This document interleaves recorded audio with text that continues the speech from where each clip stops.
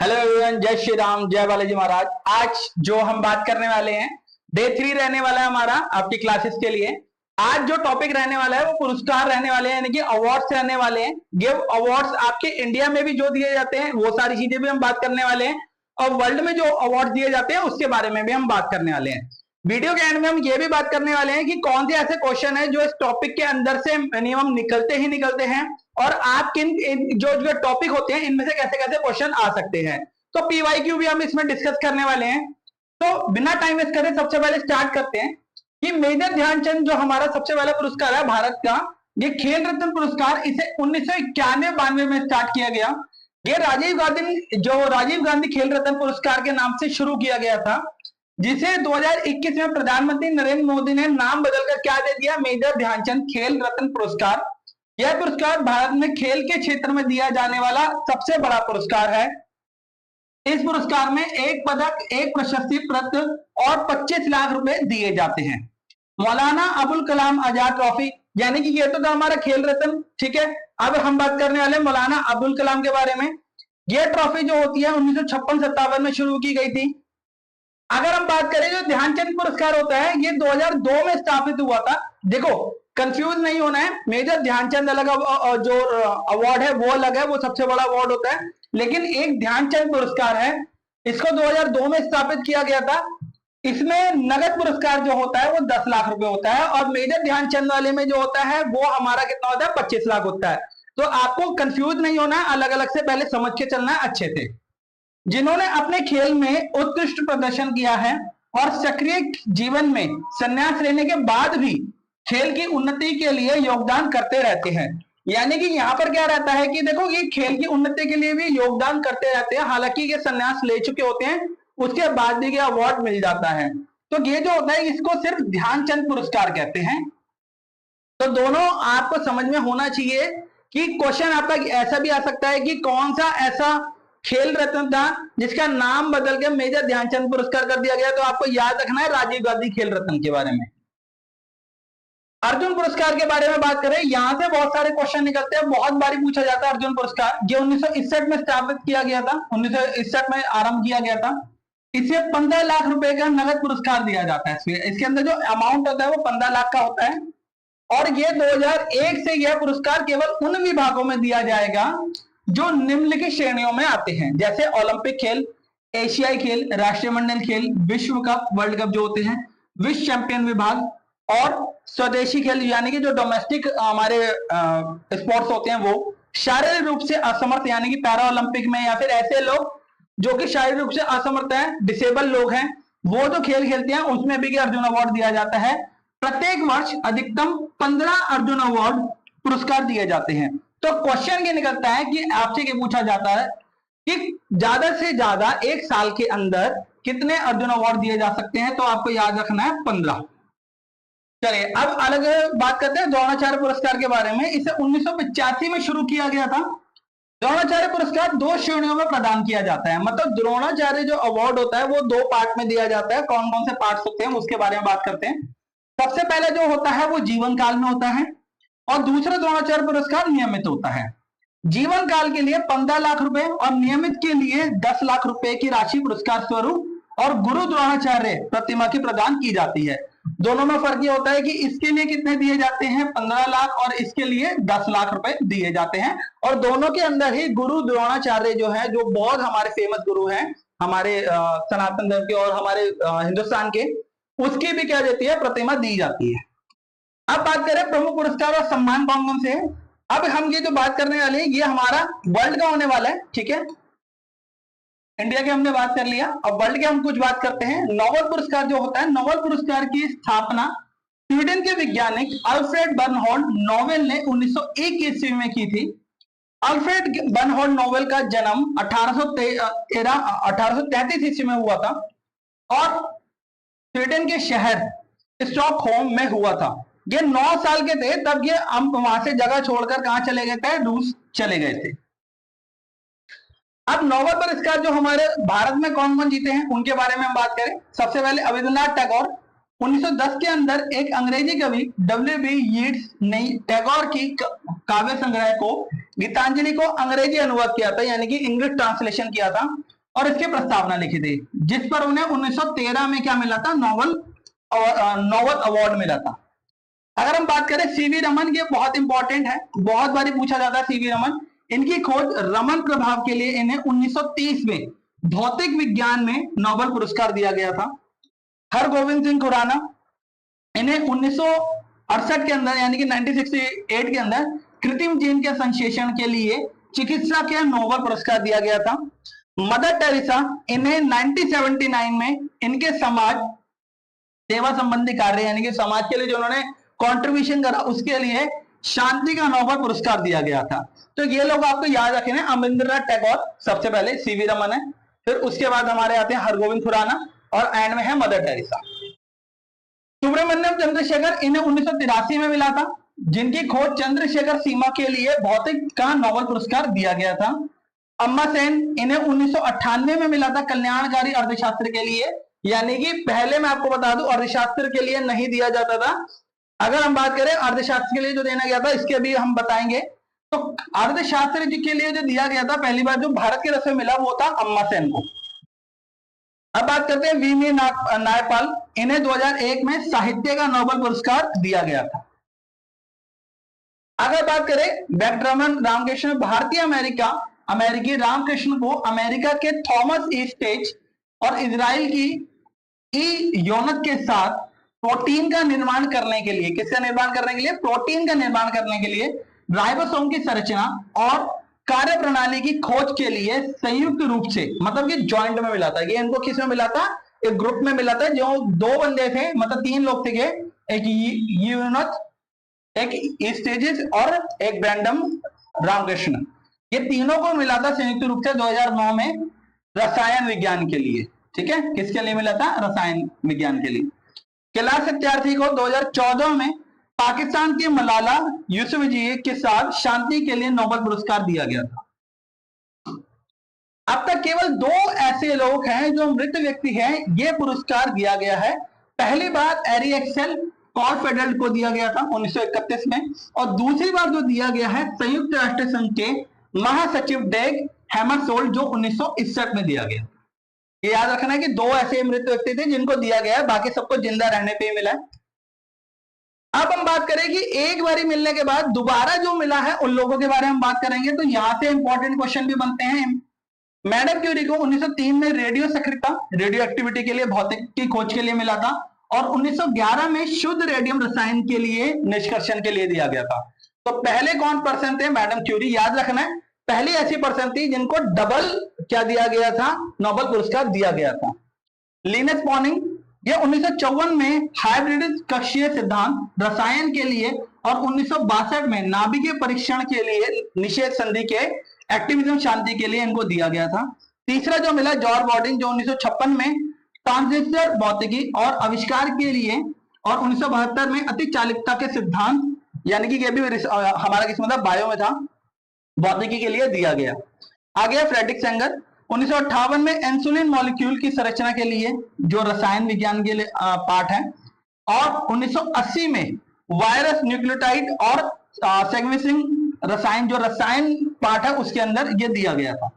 अब बात करते हैं ऑस्कर जो अवार्ड होता है हमारा। ऑस्कर अवार्ड जो होता है इसकी शुरुआत 1929 में हुई थी।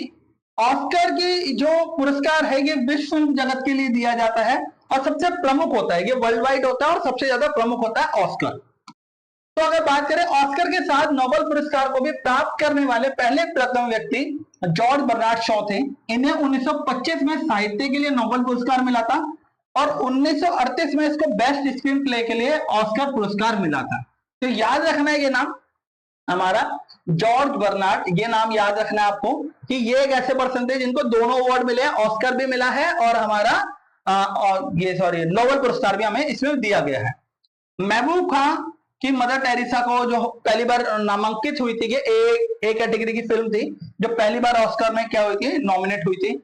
ऑस्कर पाने वाली पहली महिला जो थी हमारी वो भानु अथैया थी, जिसने गांधी फिल्म के रिचर्ड एटनबरो की कॉस्ट्यूम डिजाइनिंग के लिए यह पुरस्कार जीता था।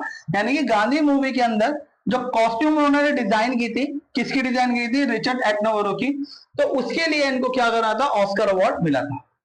सत्यजीत रे ने पहली भारतीय थे जिन्होंने सिनेमा में उनकी उपलब्धियों के लिए 1992 में उन्हें लाइफ टाइम अचीवमेंट जो होती है लाइफ टाइम अवार्ड दिया गया था 1992 के अंदर।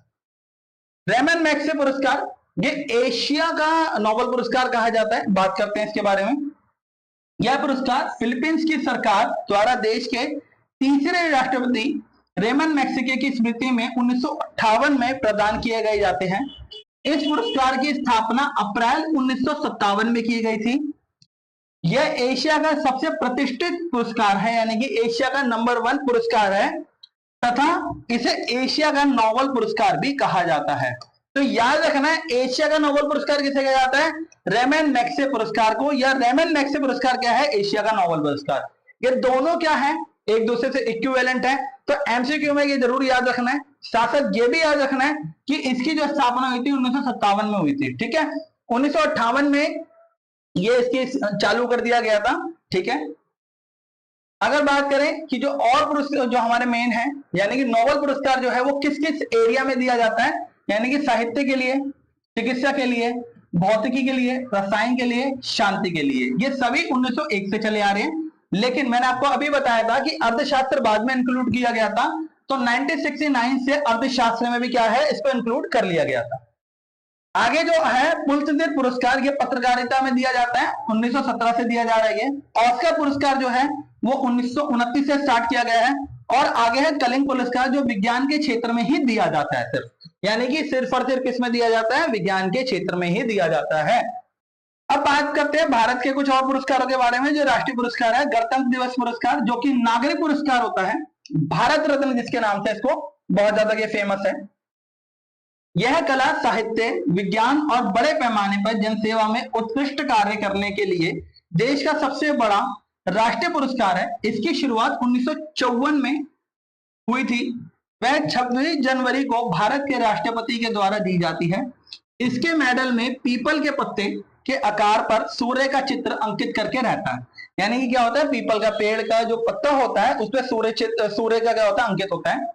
एक साल में अधिकतम 3 व्यक्ति को भारत रत्न दिया जा सकता है, यानी कि याद रखना है 3 लोगों को ही भारत रत्न दिया जा सकता है। इस नियम को पहली बार जो ये टूटा था, ये 1999 में तोड़ा गया था, जहां पर 4 लोगों को दिया गया था। याद रखना कि भारत का जो भारत रत्न नियम है वो पहली बार जो टूटा वो 1999 में, क्योंकि यहां पर 3 नहीं, यहां पर 4 लोगों को दिया गया था, सम्मानित किया गया था, जिनमें जयप्रकाश नारायण, अमर सेन, गोपीनाथ बरदोई और पंडित रविशंकर थे।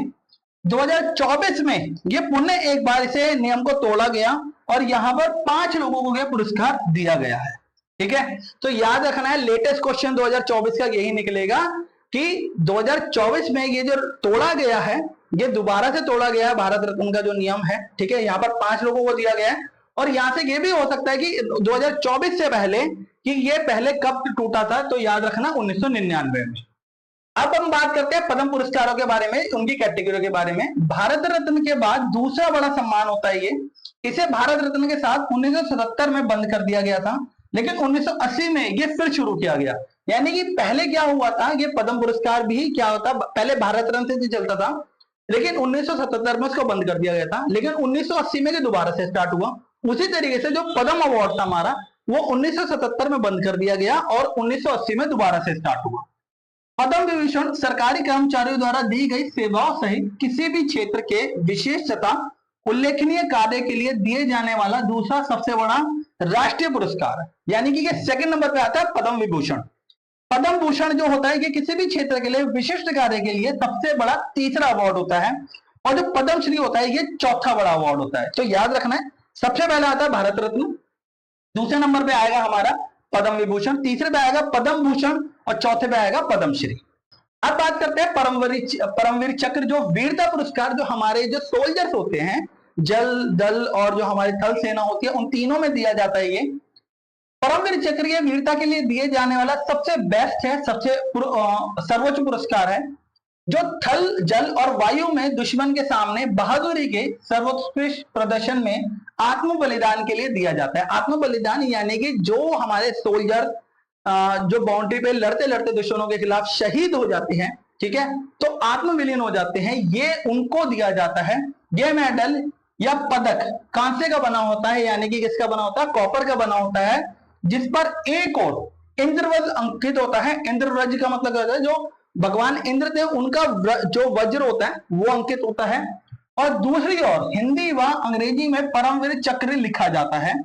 पदक को सैनिक अपनी कमीज की बाईं ओर यानी कि बैगनी नरिंग के रिबन में लगता है, यानी कि आप देख सकते हैं ये बाईं ओर होता है और इसका जो रिबन होता है वो बैंगनी होता है, ठीक है, बैंगनी रंग का होता है, ठीक है। और ये एक ऐसा अवार्ड होता है जिसकी कोई कंपैरिजन नहीं होती, ये सिर्फ सोल्जर्स को दिया जाता है जो हमारी सेनाएं होती हैं उनके अंदर। महावीर चक्र अगर हम बात करें, ये दूसरा सबसे बड़ा महावीरता का पुरस्कार है जो थल जल और वायु सेना में दिया जाता है। दुश्मन के सामने बहादुरी की सर्वोत्कृष्ट कार्य करने के लिए दिया जाता है। यहां यह जो पदक होता है ये स्टैंडर्ड चांदी का बना होता है। इसका आकार गोल होता है जिसके एक और 5 कोण होते हैं, ऐसे आप देख सकते हैं, ये हमारे 5 कोण जैसे आप देख सकते हैं स्क्रीन पे, ऐसे 5 कोण होते हैं। सितारे के बीच में कि राष्ट्रीय चिन्ह हमारा अंकित होता है और दूसरी ओर कमल तथा हिंदी व अंग्रेजी में महावीर चक्र लिखा होता है। दूसरी ओर जो इसका बैक साइड होती है उस पर क्या लिखा होता है, हमारा महावीर चक्र लिखा होता है। वीर चक्र ये तृतीय श्रेणी का यानी कि थर्ड लेवल पे पुरस्कार होता है जो जल थल और वायु सेना में दुश्मनों के सामने साहस पराक्रम आत्म बलिदान के लिए दिया जाता है। यह पदक भी स्टैंडर्ड चांदी का बना होता है। इसकी एक और 5 कोण वाला सितारा अब चक्र यानी कि 5 कोण वाला होता है और अब चक्र होता है यानी कि आधा चक्र होता है। दूसरी ओर 2 कमल अंकित होते हैं, यानी कि यहां पर वीर चक्र के साथ और क्या लिखा होता है, 2 कमल भी क्या होते हैं यहां पर अंकित होते हैं। अगर बात करें विशिष्ट सेवा मंडल जो होता है, यह सेना के कर्मचारियों को असाध तथा उच्च कोटि की विशिष्ट सेवा कार्यों के लिए दिया जाता है। अशोक चक्र बहुत फेमस है ये भी। यह पदक थल जल और नभ में साहस पराक्रम और आत्म बलिदान के लिए अत्यंत ही सराहनीय कार्य दिखाने के लिए प्रदान किया जाता है। अत्यंत का मतलब होता है कि इसके लिए जब कुछ जैसे कोई आत्म बलिदान करता है, कोई भी हमारा सोल्जर जो होते हैं, ये उसी वक्त दिया जाता है। और जो बाकी अवार्ड होते हैं वो एक पर्टिकुलर एक डे पे जो ऑर्गेनाइज होता है हमारा फंक्शन उस पर दिए जाते हैं।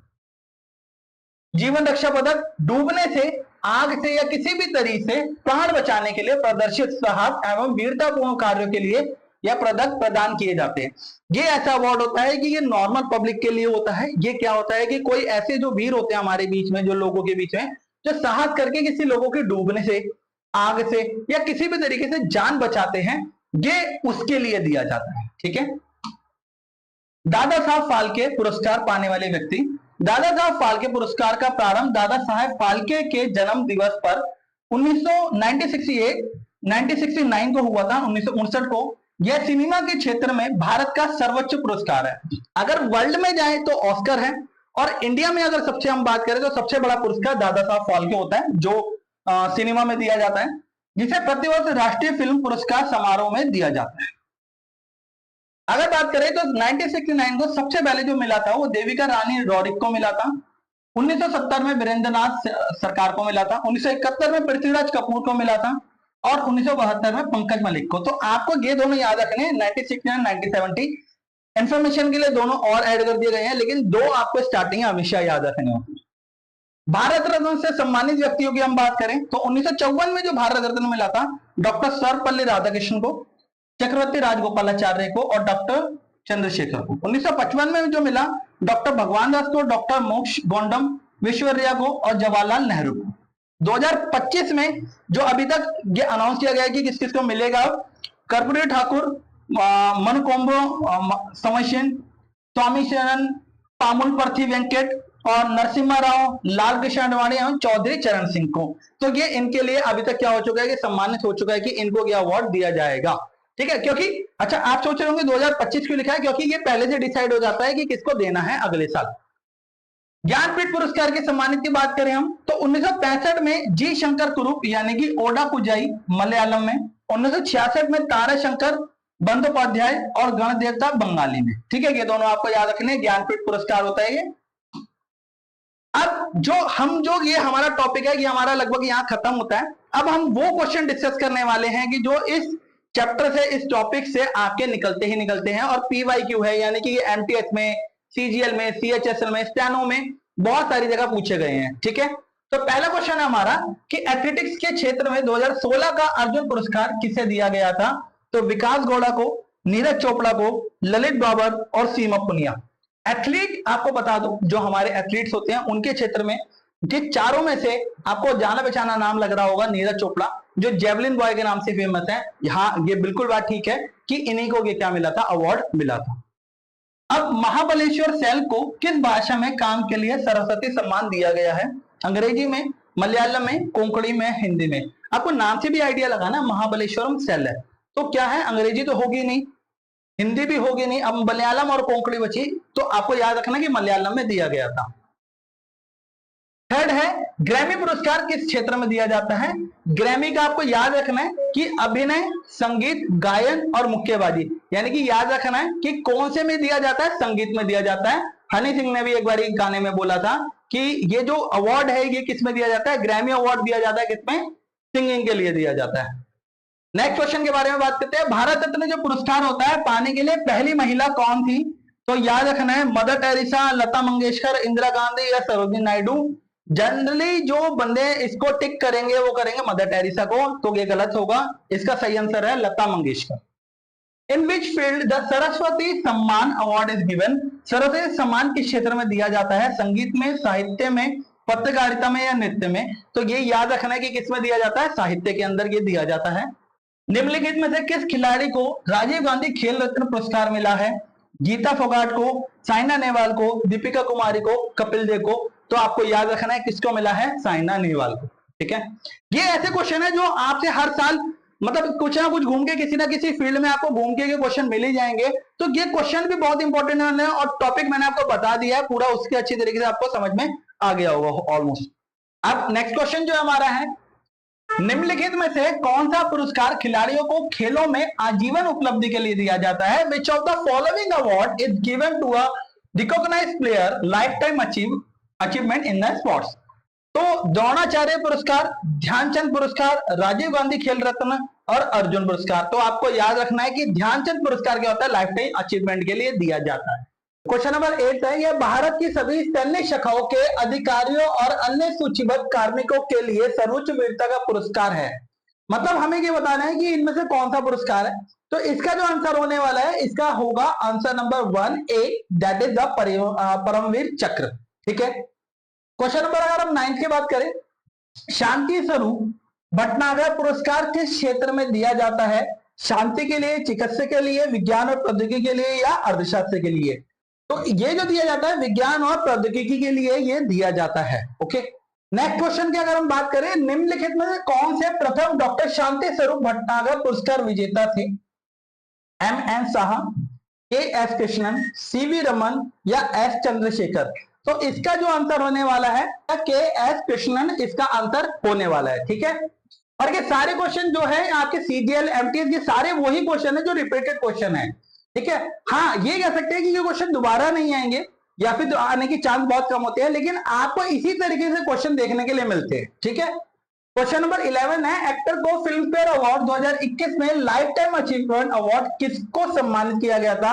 इरफान खान को, अमिताभ बच्चन को, धर्मेंद्र को या ऋषि कपूर को? तो इसका आंसर होने वाला है इरफान खान को इस अवार्ड से सम्मानित किया गया था। अर्जुन पुरस्कार की स्थापना किस वर्ष में की गई थी? तो इसकी जो अर्जुन पुरस्कार आपने जब पढ़ा था, टॉपिक पढ़ा था, तब उसमें आपने देखा था कि कौन से वर्ष में स्थापना थी। तो इसमें 4 ऑप्शन है, 1965, 63, 61 और 57। तो इसकी जो शुरुआत हुई थी वो 1961 के अंदर हुई थी। ठीक है, अर्जुन अवार्ड की। चलिए नेक्स्ट क्वेश्चन हम बात करते हैं, हर साल के क्षेत्र में उत्कृष्टता के लिए मूर्ति देवी पुरस्कार दिया जाता है? साहित्य के लिए, नाटक के लिए, नृत्य के लिए, संगीत के लिए? तो आपको याद रखना है ये किसके लिए दिया जाता है, दैट इज द, तो कर लिया जी। ठीक है ना, ये किसके लिए दिया जाता है? तो इसका आंसर रहेगा कि साहित्य के लिए दिया जाता है। ठीक है, साहित्य के लिए अवार्ड दिया जाता है। और क्वेश्चन नंबर हम 14 की बात करें, in which year the was the coveted Dada Saheb Phalke award the institute? कौन से वर्ष के अंदर दादा साहब फाल्के अवार्ड स्टार्ट किया गया था? तो 1969, 1968, 67, 66, ये 1969 के अंदर स्टार्टेड किया था दादा साहब फाल्के अवार्ड। ठीक है, और क्वेश्चन नंबर 15, रविन्द्रनाथ टैगोर को नोबेल पुरस्कार किस वर्ष में मिला था? तो आपको याद रखना है नोबेल पुरस्कार उनको 1913 के अंदर मिला था।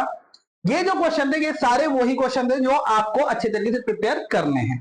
टॉपिक आपने समझ लिया होगा, होपफुली आपको सब कुछ समझ में आ गया होगा। अगर कोई आपको ऐसा पार्ट है जो नहीं समझ में आया तो आप कमेंट सेक्शन में कमेंट कर सकते हैं। कोई भी चीज हो तो आप डाउटफुली पूछ सकते हैं। साथ साथ आप अपनी प्रिपरेशन के लिए हमारा टेलीग्राम चैनल ज्वाइन कर सकते हैं। एक और बात ये कि जितना ये टॉपिक है इसी के अंदर से आपको सिर्फ प्रिपेयर करना है, इससे बाहर जाने की जरूरत नहीं है। इससे बाहर वो पूछेगा भी नहीं और कुछ आएगा भी नहीं। तो सिर्फ यही टॉपिक प्रिपेयर कीजिए, इन क्वेश्चन को प्रिपेयर कीजिए। क्वेश्चन घूम के दूसरा बदल सकता है, टॉपिक के अंदर से ही निकलेगा, लेकिन क्वेश्चन ये इस बात की कंफर्म श्योरिटी रहती है। तो आप पूरा प्रिपेयर कीजिए, ठीक से प्रिपेयर कीजिए। कोई डाउट है तो कमेंट सेक्शन में कमेंट कीजिए। कौन सा आपको पार्ट अच्छी तरह समझ में आया वो आप कमेंट कीजिए। और अगर सब कुछ अच्छा लगा हो तो वीडियो को लाइक कर देना, शेयर कर देना, सब्सक्राइब कर देना चैनल को, कि जिससे आने वाले आपको नोटिफिकेशन भी मिलते रहे और साथ साथ आपके स्टेनो की प्रिपरेशन चालू रहे। Thank you so much.